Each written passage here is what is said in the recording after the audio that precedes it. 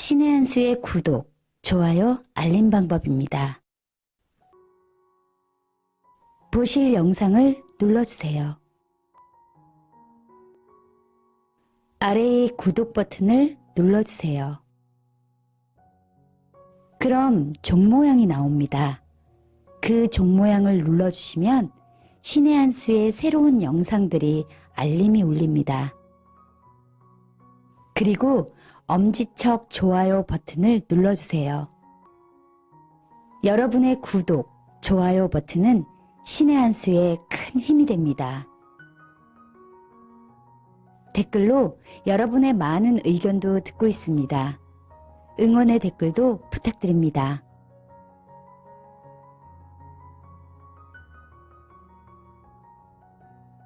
네, 시청자 여러분 안녕하십니까. 신의 한 수의 박창훈입니다. 설 특집 여러분들을 많이 만나보셨는데요. 오늘은 서초 의뢰 국회의원이신 자유한국당 박성준 의원을 모시고 이야기를 좀 나눠보도록 하겠습니다. 의원님 안녕하세요. 안녕하십니까? 네, 안녕하세요. 지금 이제 우리 고유의 명절 이제 설날 인사를 먼저 네네. 시청자 여러분들께 좀 해주시기 부탁드리겠습니다. 네. 경자년 새해를 맞아서 복 많이 받으시기 바랍니다. 경자년은 흰지의 해입니다. 다산 또 제복이 많은 그런 해이기 때문에 여하튼 우리 젊은 사람들은 우리 국가 인력이 인구가 줄어들고 있기 때문에 네. 좀 많이 생각해 주시고 또 기업하시는 분은 돈 많이 버는 그런 한 해가 되시길 바라겠습니다. 특히 오늘 같이 또 상경하고 또 하경하는 네. 이런 분들이 교통사고 없이 네. 안전한 운행 되시길 부탁드리겠습니다. 네, 그럼 이제 올해 이제 경자년 새해 이제 실제로 이제 음력이 지났으냐 우리는 이제 또 새해라 그러잖아요. 네네. 이 새해 소원이 하나 있으시다면 뭔가 있을까요? 소원 많죠. 네. 제 개인적인 소원이라면 네. 역시 올해 정선이 있지 않습니까? 네. 그래서 다시 네. 승리해서 네. 재선돼 가지고 정말 멋지게 한번 일을 해보고 싶다 이런 생각이 있고요. 아. 두 번째는 우리 당으로 자유한국당으로 앞으로 당명이 어떻게 될지 모르겠습니다만은 네. 자유한국당의 입장에서 본다면은 가반을 확보해서 네. 작년에 가반이 안 되다 보니까 여러 가지 선거법이라든지 공수처법이라든지 네. 또 예산이라든지 이런 게 네. 막 그냥 청와대나 민주당 여당의 그냥 의도대로 그냥 그대로 가버리니까 네. 굉장히 그것은 문제가 있다. 네. 정치라는 것은 견제와 균형이 돼야 되는데 네. 일방적으로 가는 것은 문제가 있다. 이런 차원에서 네. 좀 가반을 확보했으면 아, 네. 그리고 이제 마지막으로 하나 있다면은 우리 국가적으로 본다면은 네. 작년 같은 경우 OECD 국가 중에서 저희들이 경제 성장이 굉장히 낮습니다. 네. 경쟁력도 굉장히 하락하고 있습니다. 네. 이런 차원에서 우리 국가의 경쟁력이 정말 높아졌으면 좋겠다. 우리가 문제가 되는 것이 아니라 우리 자식들이 더 나은 그런 국가를 물려줘야 되는 게 우리의 임무라고 생각해서 그런 어떤 소망을 가지고 있습니다. 네, 이제 80여일 후면 이제 총선이지 않습니까? 문재인 4년 차를 맞아서 이제 치르게 돼서 뭐 정권 심판론이라든지 여러 가지 이야기가 나오고 있는데요. 지금 이제 50%에 육박하는 이제 국정 운영 지지율, 문재인 정부의 운영 지지율에 대해서는 어떻게 좀 보고 계시는지요? 실제 이론조사에서는 50% 가까이 나오더라고요. 네네. 근데 실제 제가 서초에 내 지역구가 서초니까 네. 서초의 바닥 민심을 보면 상당히 다르다 이런 걸 느낄 수 있습니다. 네. 많이 만날 수 있는 분들이 특히 이제 부동산 하시는 분들이 많이 만나는데 그분들 보면은 이렇게 얼음같이 부동산 경기가 얼어붙은 적이 없다. 네. 대한민국 내수 경기의 4분의 1을 주택, 부동산, 건설 이런 경기가 담당. 이것이 네. 얼어붙어가지고 대한민국이 돌아가겠느냐 이런 걱정을 많이 하시고요. 네. 또 두 번째는 역시 음식점 하시는 자영업자들이 많습니다. 네. 그분들 보시면 여러 지역이 있겠지만 대표적으로 저희들 청계산 주변에 네. 이런 외식업 하시는 분들이 네. 한 10년 전만 해도 한 50군데 됐습니다. 네. 지금은 한 20군데로 줄어들었고요. 그 중에 밥을 먹을 수 있는 네. 업소가 한 5군데에 불과하게 굉장히 어려워진다. 어려워졌다. 네. 이런 차원에서 본다면 상당히 문제가 있다고 그분들이 많이 말씀하시거든요. 네. 그 다음에 우리 주변에 보면 임이용하시는 분들. 네. 그런 분들도 괜찮지 않겠느냐 봤는데 경기가 어려워지니까 손님이 오질 않는다. 아. 특히 참 내가 인상이 깊었던 것은 네. 옷을 수선하시는 중고 수선하시는 분들 네. 이러면 그거는 옷 수선이니까 전혀 경기 관계 없지 않느냐고 물었더만은 정말 매출이 한 2분의 1 정도 줄었다. 왜? 새 옷을 안 사니까 옷을 고치질 않는다는 겁니다. 아. 이런 거 전체를 본다면은 네. 그분들의 어떤 말씀 이런 걸 본다면 상당히 체감 민심하고는 많은 차이가 있다 이렇게 느낄 수 있습니다. 네, 안 그래도 그 지난번에 이제 박성중 의원님의 의정 보고회 때 여러분들이 보셨지만 많은 서초구가 그래도 그나마 경제력이 있는 동네라고 이야기를 하는데도 불구하고 이렇게 자영업이 붕괴된다는 건 다른 좀 소득 수준이 떨어지는 동네의 경우에 더 심할 수도 있다. 뭐 이렇게 보여지는데요. 이런 걸 보면서 얼만큼 이 문재인 정부의 그 경제 운영이 잘못된지 좀 알 수 있을 것 같고요. 이 이제 지역을 다니시다 보면은 현장에서 사람들이 뭐 문재인 정부의 잘한 점 예, 예. 혹은 잘못한 점 이런 얘기를 좀 많이 할 것 같은데 많이 하죠. 어떤 이야기를 좀 많이 들으셨나요? 실제 뭐 우선 뭐 잘한 점을 뭐 우선 먼저 이야기한다면은 그 어르신들 중에 일부분 하시는 분들이 여러 가지 아침에 뭐 안전 활동 이런 걸 하면서 네. 돈을 좀 받는 분들이 계시더라고요. 옛날에는 네. 그런 게 없었는데 네. 그런 분들은 상당히 지지하는 청도 있고요. 아. 또 젊은이 청 중에는 옛날에 근무 시간이 뭐 굉장히 늦게까지 저녁 늦게까지 네. 근무를 했는데 네. 근무 시간이 짧아져서 좋다 이제 이런 네. 어떤 이야기 하시는 분도 있었습니다. 네. 그러나 대부분이 네. 상당히 불만이 많다 지금 네. 현재. 특히 뭐 경제 전체를 이야기하면 뭐 소득주도 성장이라든지 근로시간이라든지 뭐 여러 가지 형태가 있지만 그런 걸 빼고 네. 이제 분야별로 만약 이야기를 한다면은 네. 우선 우리 지역에서는 세금 관계에 대한 불만이 굉장히 많습니다. 세금이 너무 뛰었다. 네. 지금 거의 뭐 40% 이상 뛰었다고. 못 살겠다고. 네. 서초에 못 살겠다고. 네. 뭐 이런 분들이 이제 첫 번째 많고요. 두 번째는 역시 부동산 정책. 네. 지금 이 정부 들어와서 부동산 정책이 크게 18번이나 바뀌었습니다. 네. 이 18번이나 바뀐 자체가 상당히 문제가 많은 겁니다. 그렇죠. 있는 수요를 잡고 공급은 안 하고 하다 보니까 우리가 오뚜기를 아무리 패도 그 안에 들어갔다 놓고 하지 않습니까? 그렇죠. 바로 그런 정책이 돼버렸다. 네. 부동산 정책이 누더기가 돼가지고 네. 상당히 문제가 생겼다. 네. 자, 이런 거를 많이 지적했었고요. 일부 이제 다른 그 이야기에서는 보니까 역시 그 부동산 이런 관련해서도 그 뭐 이야기가 많지만은 역시 그 장사가 안 되게 그 사무실 공실률 사무실이 텅텅 비는데 다시 들어오질 않는다. 반값으로 내려줘도 들어오지 않는다. 네. 그래서 서초 지역 같은 경우는 공실률 공포라는 말이 생겼습니다. 한 번 비면 다시 들어오질 않는다. 아. 뭐 이런 어떤 여러 가지 문제. 네. 또 뭐 그 외에도 뭐 워낙 많죠. 뭐 워낙 많고 특히 이제 많이 지적하는 것이 너무 북한 관련해서 김정은 바라보기만 하는 거 아니냐. 네. 북한에 대해 하나도 그 얻는 것은 없으면서 네. 북한의 핵과 미사일은 계속 발전돼 가고 있는데 네. 우리는 그게 아무 통제력도 없고 네. 북한 바라보기만 한다 이런 것이 어떤 주민의 불만사항이 많았습니다. 아, 뭐 요약을 해보면은 경제가 이제 어떻게 보면 공포 수준으로 지금 그렇습니다. 예, 추락을 하고 있고 예, 예. 그리고 이러한 것을 해결하기 위해서 뭔가 부동산 정책이라든지 이런 것들이 올바르게 가야 되는데 그러지 못하다 보니까 세금만 올라가고 네. 결국은 있는 사람도 계속 옥죄는 이런 상황이고 그렇습니다. 이런 것들을 해결하려고 노력을 해야 되는데 그게 아니라 김정은만 바라보고 있다. 뭐 이렇게 좀 정리를 해야 되겠네요. 그렇습니다. 뭐 결론적으로 크게 이야기 드리면 앞에서 그 총괄적인 부분이니까 이야기를 안 했습니다만은 네. 문재인 정부의 어떤 경제 정책이 어떤 상당히 문제가 있다. 그래서 네. 대한민국 경제 전체가 폭망이나 완전히 가라앉고 있다. 이것이 문제다. 네. 그리고 두 번째는 역시 이제 북한하고 대정책 관련해서 네. 뭐 북한하고 관계가 한다면은 예를 들어서 미국과의 관계 엉망이지 않습니까? 네. 일본과의 관계 엉망이지 않습니까? 네. 그러면 그 관계가 그러면 중국이나 러시아 관계도 좋아야 되는데 그것도 엉망이고 그렇죠. 북한과의 관계는 하나도 진전되는 거 없고 네. 그런 어떤 대외 정책 관계 네. 그 다음에 그와 곁들여서 우리 내부라도 잘해야 되지 않겠습니까? 네. 네 편, 내 편. 국민이 먼저다 하면 네. 어느 국민이건 소통하고 네. 잘 아울러 가야 되는데 그렇죠. 내 편만 먼저다 하니까 네. 이 보수만 여러 가지 문제를 제기하고 네. 자기 편에는 봐주고 이런 것 관계 전반적인 문제가 다 내포되어 있습니다.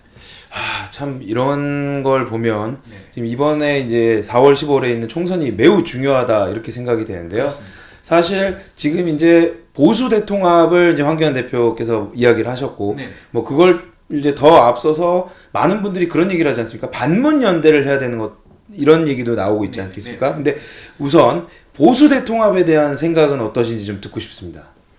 당연히 보수도 대통합이 돼야죠. 네. 지금 현재 뭐 여론조사상에 보면은 거의 한 40%에서 50% 사이가 저쪽에 50%뭐 진보 차원의 전체를 본다면 한 50%에 넘는 수준이 나와 있습니다. 네. 그래서 우리가 보수 대통합을 하지 않으면 총선에서 이길 수 없다는 이런 절박한 게 있기 때문에 보수 대통합은 당연히 돼야 된다. 네. 이런 관점이고요. 그럼 보수 대통합을 어떤 명분으로 가야 되느냐? 역시 지금 문재인 대통령이 들어와서 경제가 잘 되고 또 국민의 어떤 화합이 잘 되고 하면 무슨 문제가 있겠습니까? 그러나 지금 그렇지는 못하다. 정말 너무너무 이거는 지금까지 경험해보지 못한 나라로 가고 있기 때문에 나가야 돼. 그래서 반문연대로 해서 나가야 된다. 이런 차원이죠. 아, 그러면 이제 일단 기본적으로는 이 보수를 통합을 하고 그 다음에 반문재인, 그러니까 어떻게 보면 대한민국의 국민의 대부분이라고 저는 좀 평가를 하고 싶은데 그 사람들이 똘똘 뭉쳐서 이 문재인 정부의 실정을 막는 게 이제 최종적인 목표라고 봐도 되겠네요. 그렇습니다. 전반적으로 지금 기조를 보면은 많은 사람들이 우려하고 있습니다.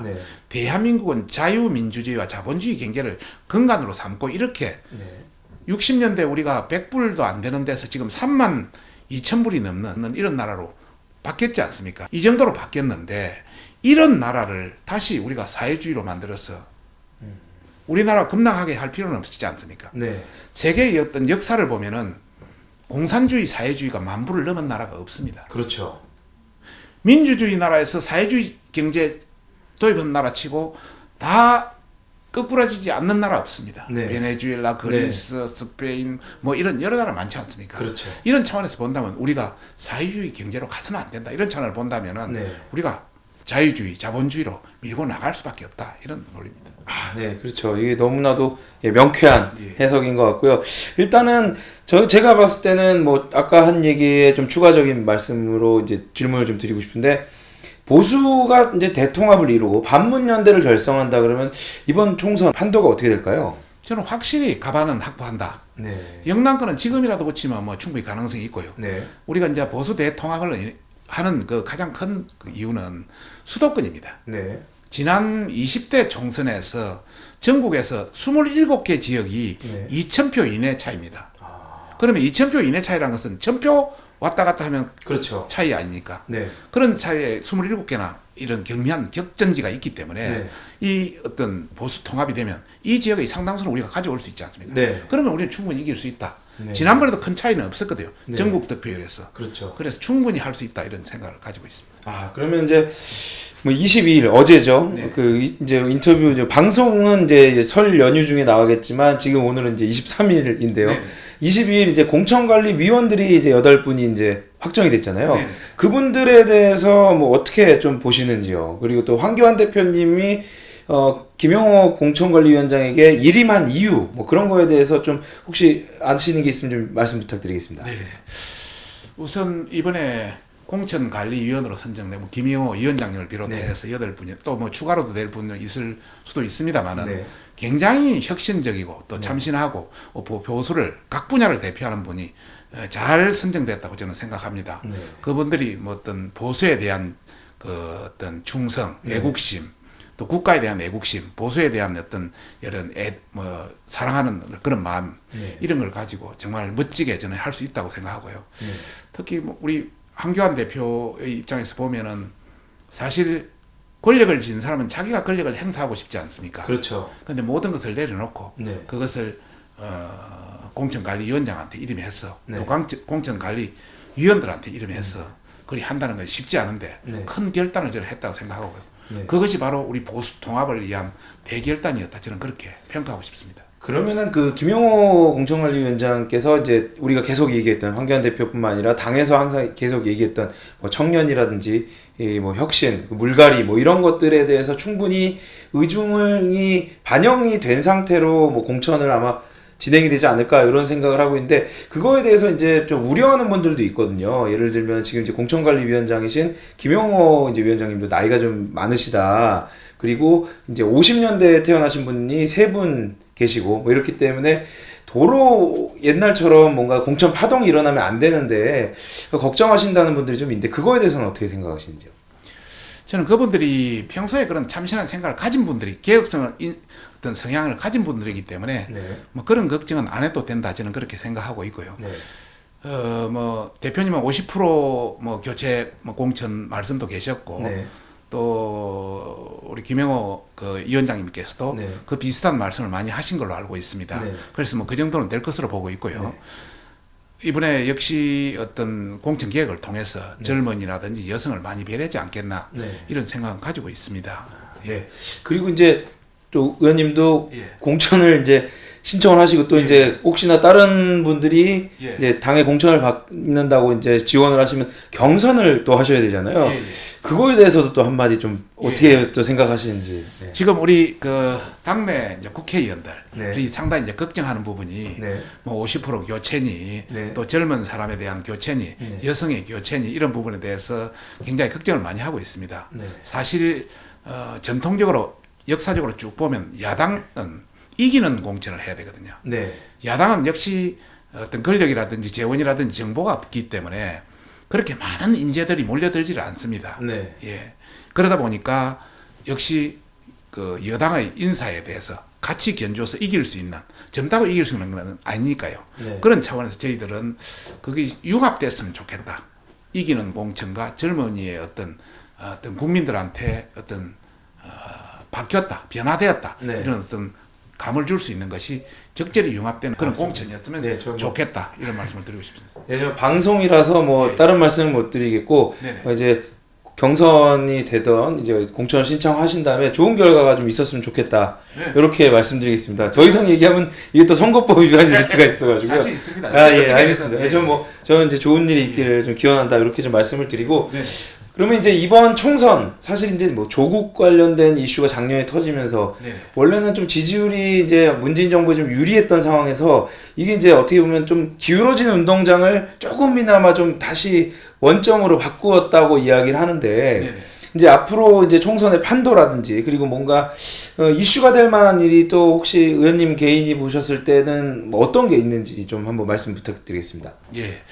지금 여론조사 여러 가지 여론조사에 의해서 보면은 차이들이 좀 있습니다. 네. 어떤 여론조사는 그 여당이 굉장히 유리하게 나오고 네. 또 어떤 여론조사는 여당과 우리 당의 차이가 한 5% 이내로 노는 네. 경우도 있고 해서 어떤 희망을 가지는 경우도 많고 이제 네. 이런 상황이 있는데 저는 우리한테 유리한 요소 또 불리한 요소 여러 가지가 있습니다만은 일단 유리한 요소로 본다면은 네.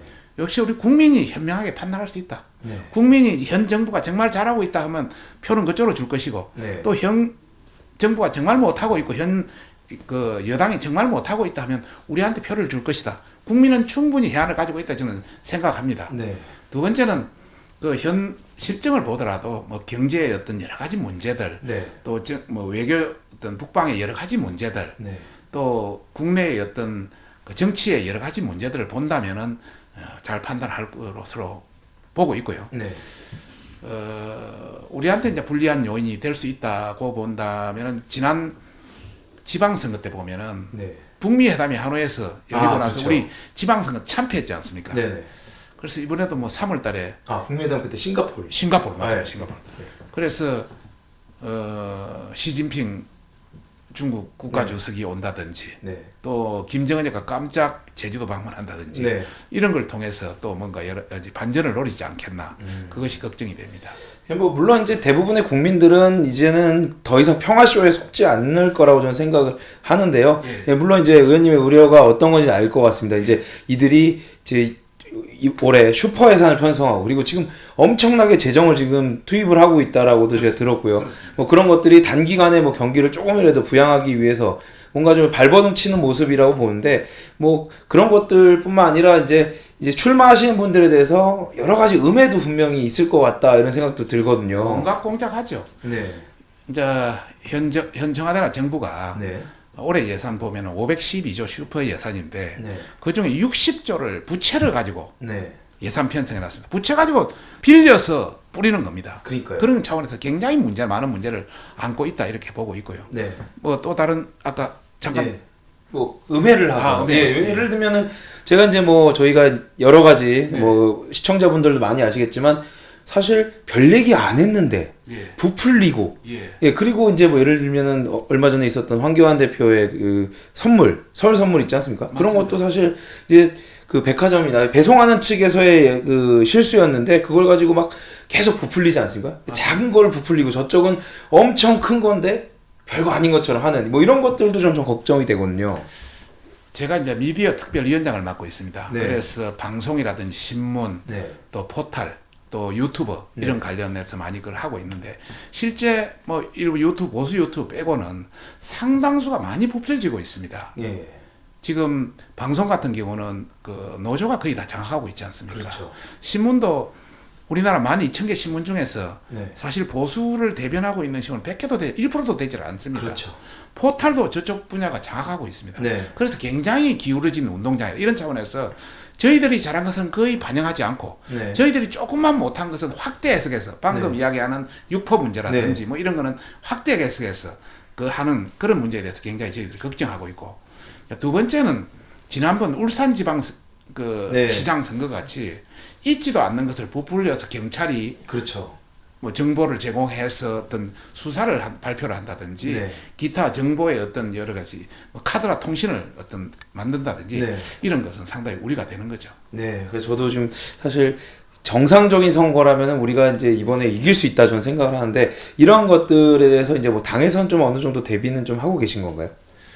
사실 한계는 있습니다. 저희들이 어떤 조직과 작업력 이런 게 충분하지 못하고 또 정보도 그렇게 충분하지 못하고 한계는 있습니다만은 저희 미디어 특위만 하더라도 이 어떤 방송 신문 네. 또 포털 이런 것은 계속 매일 눈여겨 보고 있고 그게 감시하고 있고 네. 또 감시가 어느 정도 잡히면은 네. 바로 뭐 언론중재위라든지 또 방송심의위원회라든지 검찰에 고소고발을 하는 걸 적극 전개하고 있습니다. 아, 네. 그럼 그렇다면 이제 한간의 우려인 부정선거, 그러니까 이런 그 음해라든지 이런 말도 안 되는 하명 수사 이런 거에 대한 우려하는 분들이 조금은 한시름 좀 마음을 놓을 수 있게 준비를 잘 하신다고 하니까 여러분들도 많이 좀 응원을 해주시고 그리고 또 여러분들의 또 감시가 필요한 거잖아요. 일반 국민들이 이런 것들을 좀 많이 또 눈여겨 보시고 문제가 있는 건 또 자유한국당에 또 이제 제보를 해주시는 게 가장 중요한 것 같은데 그것도 한번 시청자 여러분들께 한번 호소문처럼 한번 이야기 좀 해주시죠. 예.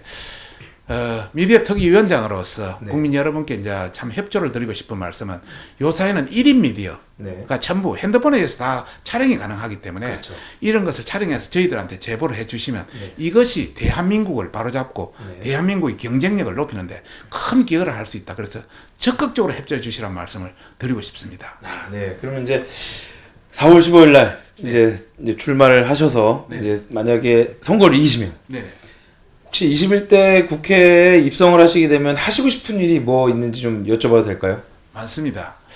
20대 들어왔을 때 제가 가장 먼저 한 법안이 네. 착한 사마리안법입니다. 네. 남이 굉장히 위급한 상황에 처했을 때 그걸 네. 도와줘야 되는데 도와주지 않고 가버린다면 이건 문제가 있는 사회다. 네. 세계 각국이 그런 법을 도입했습니다. 네. 제가 도입을 하자고 했는데 아직 국회에서 통과를 못하고 있습니다. 아. 그래서 21대에 들어가면 다시 한번 해서 그 진짜 한번 통과가 시켜줍니다. 네. 예를 들어서 어느 택시 운전사 택시를 하는데 심정지 예. 곧 돌아가실 분이 생겼는데 네. 그걸 그대로 내려놓고 간다면 그거 어떻게 하겠습니까? 말이 안 되죠. 네. 우리 사회는 같이 살아야 되는데 네. 이제 그런 관점에서 말씀드리고 싶고요. 그 두 번째 말씀드리고 싶은 것은 역시 20대의 많은 문제 중에 네. 원자력 발전소 그렇죠. 여러 가지 정지 네. 이런 관계는 굉장히 문제가 있다. 네. 원자력 발전소 그 자체만으로는 문제가 아니고 네. 앞으로 핵융합 새로운 에너지의 어떤 그런 단계로 발전할 수 있는 그런 싹을 잘라버리는 것이 네. 큰 문제고 네. 또 세계 각국이 지금 원자력 발전소를 굉장히 활성화시키는 뭐 그런 단계로 발전하고 있는데 네. 원자력이라고 지금 종전의 원자핵이 아니라 네. 4차로 원자로 4차로 네. 이런 그 방사능 오염이 가장 적으면서도 네. 효율이 높은 이런 원자로 될 수 있고 네. 또 핵융합은 그보다 월등히 또 다른 그렇죠. 에너지로 발전할 수 있는데 그런 싹을 잘라버린다는 차원에서 네. 그는 강력하게 제지를 하겠다. 뭐 이 못하는 것에 대한 부분을 네. 그리고 그 아울러서 전공이 도시행정 전공입니다. 네. 자, 서울시를 한번 본다면은 네. 박원순 서울시장이 지금 한 10년쯤 하고 있는데 네. 도시의 어떤 도시 재생이라는 이름으로 네. 기존의 도시에 페인트 칠하고 그걸 좀 수정하는 수준으로 도시를 해서는 도시 경쟁력이 있을 수 없다. 네. 지금 서울과 경쟁하는 도쿄, 뭐 런던, 파리, 또 저 미국의 뭐 예를 들어서 뉴욕이라든지 네. 이런 북경이라든지 이런 도시들은 엄청나게 올라가고 있습니다. 네. 도시가 어떤 새로운 완전 리빌딩 되고 있는데 네. 서울은 기존 그대로 머물러 있기 때문에 도시 경쟁이 하락됩니다. 네. 이런 차원에서 도시 경쟁력을 높이는 도시 경쟁력이고 국가 경쟁력이기 때문에 네. 이런 차원에 좀 더 적극적인 일을 하고 싶다는 말씀 드리고 싶고 끝으로 좀 재밌는 사진을 한번 보여드리겠습니다. 네. 저 아까 보고 저 깜짝 놀랐는데 예. 이 사진이 뭐죠? 한번 설명을 좀 부탁드리겠습니다. 2011년도 그 박원순 시장이 네. 당선되고 나서 2012년도에 네. 그 연초 브리핑을 하면서 네. 자기가 3년 후에 시장을 벗어나면 네. 자기가 열심히 일해서 이 정도 머리가 벗어질 거라고 3년 뒤 2015년도 네. 지금은 2020년도 거의 10년 가까이 지났습니다. 박원순 시장의 머리는 네. 이렇게 참 많아졌습니다. 더 아, 젊어지고 풍성한데요. 이제 본인 얘기대로라면 일을 하나도 안 했다라고 봐야 되는 건가요, 그럼? 저도 그러고 싶습니다. 네. 일을 얼마나 스트레스를 안 받으면 스트레스를 받으면 머리가 쫙쫙 빠져야 되는데 아, 그렇죠. 이렇게 머리가 나는 것은 네. 뭐 복지에 퍼주고 네. 실제 할 일은 하지 않고 네. 또 자기 일 아닌 예를 들어서 뭐 종합부동산세를 3배를 올리느니 세금을 어떻게 그러니까요. 하겠니 네. 자기 일도 아닌 것은 국가는 관여를 다 하고 네. 이런 차원에서 문제는 있다. 그래서 저는 만약에 다시 한번 기회가 주어진다면 네. 서울의 경쟁력, 도시의 경쟁력을 높이는데 다시 한번 모든 역량을 집중하고 싶다는 말씀 드리고 싶습니다. 네. 참 이제 여러분들께서 뭐 다 아시겠지만 서초구청장을 역임하시고 그리고 이제 국회에 오셔서도 정말 이 저희 신의 한수뿐만 아니라 유튜브라면 엄청나게 감사한 분이잖아요. 예, 뭐 이 노란 딱지라든지 그리고 이 기울어진 운동장을 어떻게든 원상태로 만드시기 위해서 4년간 노력하신 분입니다. 예, 여러분들께서 많이 응원해 주시기를 부탁을 드리고요. 이제 마지막으로 네. 이제 이 시청자 여러분들께 인사 한 말씀 부탁드리겠습니다. 국민 여러분, 지난 한 해 참 어려웠습니다. 경제도 어려웠고 또 안보도 어려웠고 정치도 어려웠습니다. 그러나 겨울이 가면 봄은 옵니다. 진짜 우리가 열심히 노력하면 경제도 더 향상시킬 수 있고 우리 국민도 화합시킬 수 있고 또 외교 안보도 튼튼히 할 수 있고 진짜 우리 후배들한테 부끄럽지 않는 대한민국을 물려줄 수 있다고 생각합니다. 네. 그것이 누가 더 잘할 수 있는지 현명한 판단을 4월 15일 날 해주시기 바랍니다. 지금까지 자유한국당 서초을의 국회의원이신 박성중 의원님과 인터뷰를 해보았습니다. 여러분들께서 지금 이제 명절이라 가족들과 함께 즐거운 시간을 보내고 계실 텐데요. 이 명절 행복한 명절 되시기를 좀 바라고요. 그리고 4월 15일 총선에서 우리가 똘똘 뭉쳐서 대한민국을 바로잡는데 여러분들의 힘을 많이 모아주시고 가족들한테 4월 15일 날은 꼭 어디에 투표해야 되는지 꼭 말씀을 좀 잘 해서 선거를 반드시 이기고 대한민국을 비정상에서 정상으로 만드는 그런 원점으로 다시 돌아가는 그런 한 해가 됐으면 좋겠습니다. 네, 시청해주신 여러분 감사합니다. 고맙습니다. 네.